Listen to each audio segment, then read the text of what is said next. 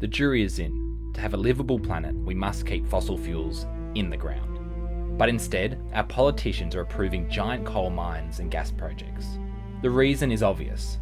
Despite more than 2 decades of talking, our climate is at a crisis point because our leaders have allowed themselves to become captured by the fossil fuel industry. The signs are everywhere to be seen.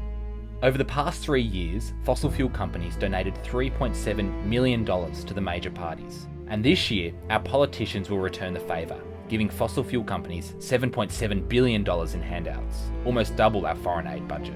This means that for every dollar the fossil fuel industry has donated to politicians over the past 3 years, they'll be getting over $2,000 back from taxpayers this year alone. But this toxic relationship goes even deeper. The fossil fuel industry has our politicians wrapped around their little finger. From ministers giving coal licenses to friends against departmental advice, expensive bottles of wine buying mining approvals, and all expenses paid trips to push the benefits of coal seam gas. So deep is the relationship that sometimes it's hard to tell where the polluters end and our politicians begin. A former advisor to Australia's largest proposed coal project, now the opposition leader's chief of staff, the New South Wales EPA's chief environmental regulator, went on to become the deputy director of the Australian Coal Association. Our former climate change minister, now an advisor to Santos and AGL, our former environment ambassador and chief negotiator on the Kyoto Protocol, went on to become the head of the Australian Coal Association.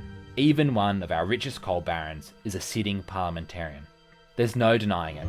When polluters and politicians mix, the outcome is bad for all of us. If our politicians are serious about climate change, then they need to stop taking money from and giving money to the fossil fuel industry. And that's why we're coming together across Australia to get the polluters out of our politics so that we can all have a safe climate future. In the lead up to the federal election, we'll ask our politicians where they stand on giving money to and taking money from the big polluters. We'll make this an issue that no politician can ignore.